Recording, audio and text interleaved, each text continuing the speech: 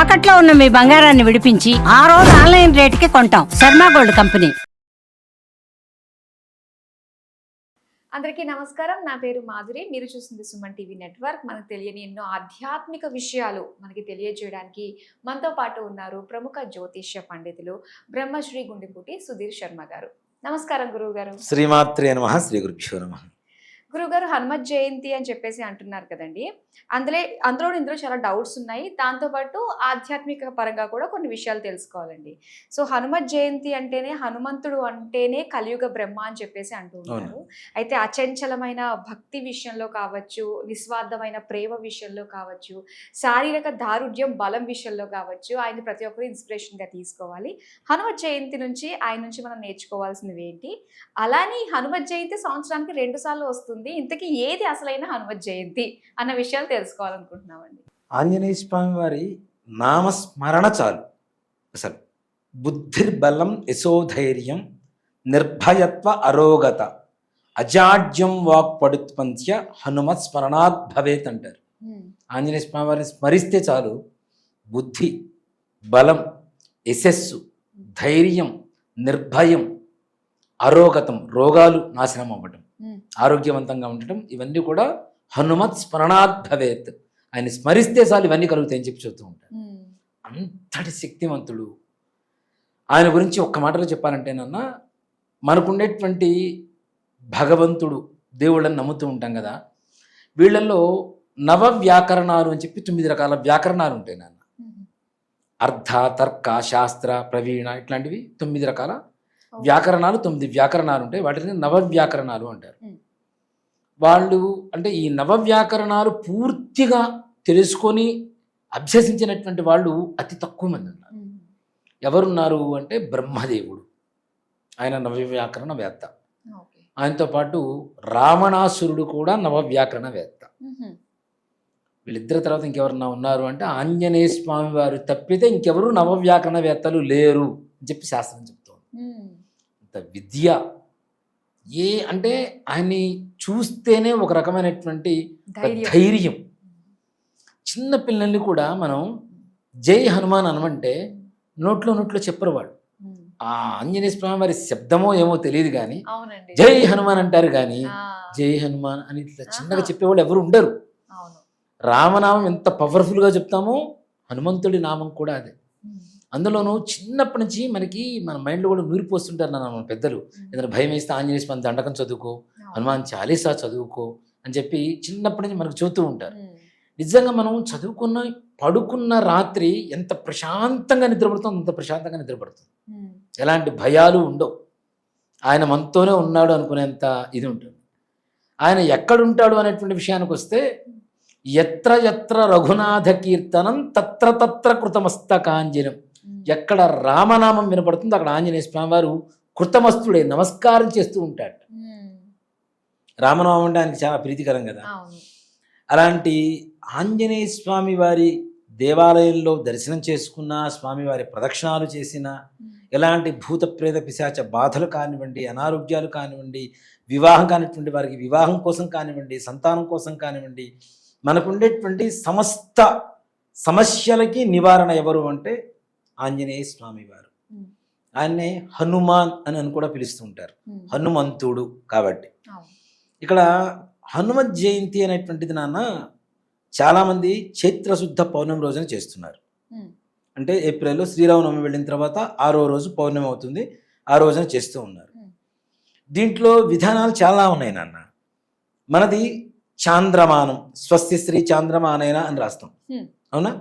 ఉత్తరాది దేశాలలో సౌరమానాన్ని వాళ్ళు ఫాలో అవుతుంటారు. స్వస్తి శ్రీ సౌరమానేనా అని రాస్తారు. మనం చాంద్రమానంలో అమావాస్య నుంచి అమావాస్య వరకు నెల, మధ్యలో పౌర్ణమి వస్తుంది. మనం చంద్రుడిని ప్రధానంగా తీసుకుంటున్నాం కాబట్టి. వాళ్ళకి ఉత్తరాది దేశాలలో పౌర్ణమి నుంచి పౌర్ణమి నెల, మధ్యలో అమావాస్య వస్తుంది. సూర్యుడిని ప్రధానంగా తీసుకుంటారు కాబట్టి. అందుకనే చూడండి, మనం అమావాస్య రోజున ఏ పనులు చేయం, వాళ్ళు మాత్రం అమావాస్య రోజున అన్ని పనులు చేస్తారు. దానికి ఎగ్జాంపుల్ దీపావళి, లక్ష్మీదేవి పూజ ఒక్కటి చాలు.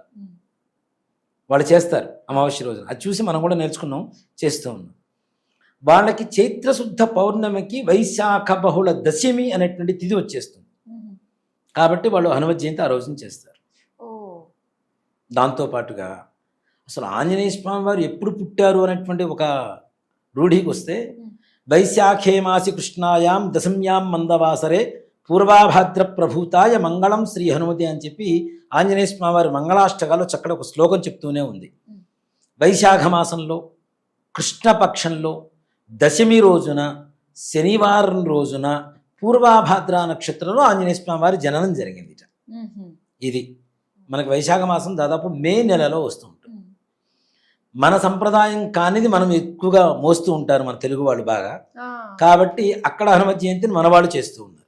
ఓకే, ముఖ్యంగా చెప్పాలంటే నిజంగా ఇంకొక విషయానికి వస్తేనన్నా చైత్ర శుద్ధ పౌర్ణమి రోజున ఆంజనేయ స్వామి వారు సూర్యుణ్ణి పండులాగా ఉంది మింగుదామని చెప్పి వెళ్తూ ఉంటాడట. ఎర్రటి పండులాగా ఉంది, ఏదో యాపిల్ లాగా ఉంది, తిందామని చెప్పి వెళ్తూ ఉంటే సూర్యుని మింగితే ఇంకేమైనా ఉంటుందా ప్రపంచం? కాబట్టి ఇంద్రుడు ఆయన దవడ మీద వజ్రాయుధంతో కొట్టాడు. ఈ దవడని సంస్కృతంలో హను అంటారు. కాబట్టి హనుమంతుడు అయ్యాడు ఆయన. ఆ వజ్రాయుధంతో కొట్టినప్పుడు స్వామివారు మూర్ఛిల్లి పడిపోయారు, మరలా లేచారు.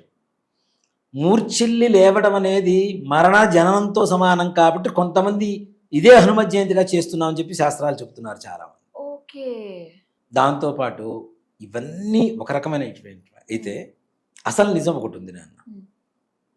చైత్రశుద్ధ పౌర్ణమి మంగళవారం రోజున ఆంజనేయ స్వామి వారు లంకలో సీతాదేవిని మొట్టమొదటిసారి దర్శించారు. ఓకే, స్వామివారు పుట్టింది శనివారం కాబట్టి శనివారం ప్రీతి, మంగళవారం ఎందుకు ప్రీతి కావాలి? సీతమ్మ వారిని చూశారు కాబట్టి, కార్య జయం కోసం వెళ్ళారు కాబట్టి అక్కడ. అందుకనే సంస్కృతంలో మంగళవారాన్ని జయవారం అని కూడా పిలుస్తూ ఉంటాం, అవునా? అక్కడి నుంచి వచ్చింది జయవారం అనేటువంటి పేరు మంగళవారానికి.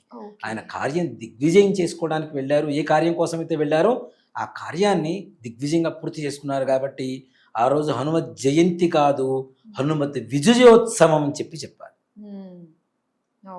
ఆంజనేయ స్వామి వారి విజయం చేకూరినటువంటి రోజు కదా, దానికి సంకేతంగానే ఈ ర్యాలీలు ఇవన్నీ తీస్తూ ఉంటారు వీళ్ళు. దానికి పేరు హనుమత్ జయంతి అని పేరు పెట్టేశారు, కానీ హనుమత్ జయంతి కాదు కాదు, దాంట్లో అనుమానమే లేదు. హనుమత్ జయంతి వైశాఖ మాసంలో మే నెలలో వస్తుంది. ఈ 2025వ సంవత్సరం మే 22వ తారీఖున వైశాఖ బహుళ దశమి పూర్వాభాద్ర నక్షత్రం కలిసి వచ్చింది. ఆ రోజున అసలు హనుమత్ జయంతి. ఇది హనుమతి విజయోత్సవం. గెలవటానికి పుట్టడానికి చాలా తేడా ఉంది కదా. జయంతి 2 సార్లు రావడం ఏంటి? ఏ భగవంతుడికి లేదు 2 సార్లు కదా. దీన్నే 2 సార్లు చేస్తూ ఉంటారు, కానీ ఇది జయంతి కాదు నాన్న. ఇది స్వామివారికి విజయం చేకూరినటువంటి రోజు కాబట్టి ఆ రోజును పూజ చేయడంలో తప్పు లేదు, కానీ హనుమత్ జయంతి అని పేరు పెట్టి పూజ చేయడం తప్పని చెప్తా. జయంతి రోజున జయంతి పూజలు ఉంటాయి, విజయోత్సవం రోజున ర్యాలీలు తీస్తుంటారు, స్వామివారికి సింధూరంతో పూజ చేస్తుంటారు, వడమాలలు వేస్తుంటారు. అందులో ఈసారి శనివారం కూడా కలిసి వచ్చింది, చైత్రశుద్ధ పౌర్ణమి. శనివారం స్వామివారి పుట్టిన వారం కదా, కాబట్టి ఇంకాస్త ఎక్కువగా ఉత్సాహంగా చేస్తూ ఉన్నారు, కానీ ఇది హనుమత్ జయంతి కాదు. ఇప్పుడు రాను చివరికి ఏమైపోతుంది అంటే నాన్న, ఒక అబద్ధాన్ని 100 మంది పలుకుతుంటే నిజమైపోతుంటుంది అన్నట్టు చివరికి క్యాలెండర్లో కూడా ఏప్రిల్ 12వ తారీఖు చైత్రశుద్ధ పౌర్ణమి హనుమత్ జయంతి అని రాయటం మొదలుపెట్టారు.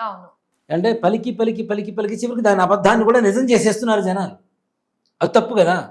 ఏదైతే మనకి శాస్త్రం చెప్తుందో శ్లోకం ఉంది చక్కగా. ఈ శ్లోకం ఇందాక చెప్పిన శ్లోకం ప్రకారం ఆయన ఎప్పుడు పుట్టాడు, ఏ నక్షత్రంలో పుట్టాడు, ఏ వారం రోజున పుట్టాడు, ఏ తిథి రోజున పుట్టాడు, ఏ పక్షంలో పుట్టాడు స్పష్టంగా చెప్పబడుతున్నప్పుడు మరలా ఇంకో దాన్ని వెతుక్కోవాల్సిన అవసరం ఏంటి? దీనికి కొంతమంది రాంగ్ డైరెక్షన్ ఇస్తున్నారు జనాలకి. హనుమత్ జయంతి కాదు, హనుమత్ విజయోత్సవం. అనేక రకాల కథలు నానుడిలో ఉన్న అసలు నిజం మాత్రం ఇదే నాన్న. శాస్త్రీయంగా ఆయన ఎప్పుడు పుట్టారో అదే జయంతి అని మనం జరుపుకుంటూ ఉంటాం కాబట్టి, సో మధ్యలో ఇంక ఏం వచ్చినా కూడా ఆయన పుట్టిన రోజునే ఇంక జయంతి. ఇప్పుడు నేను ఐఏఎస్ పాస్ అయ్యాను, ఆ రోజు పుట్టినరోజు చేసుకుంటానంటే కరెక్ట్ కాదు కదా. నేను పుట్టినరోజునే నా పుట్టినరోజు అవుతుంది, అంతే కదా. అది ఇది ఒక చక్కటి క్లారిఫికేషన్ అండి. చాలా మంది 2 వస్తున్నాయి అని చెప్పేసి ఫిక్స్ అయిపోయారు. సో అలాంటి వాళ్ళందరికీ కూడా ఇది కొంచెం జ్ఞానం కలిగించే విషయం అనేది తెలియజేస్తున్నారు. సో చాలా చక్కగా మాకు తెలియజేసినందుకు ధన్యవాదాలు. శ్రీమాత్రే నమః. శ్రీ గురుభ్యో నమః.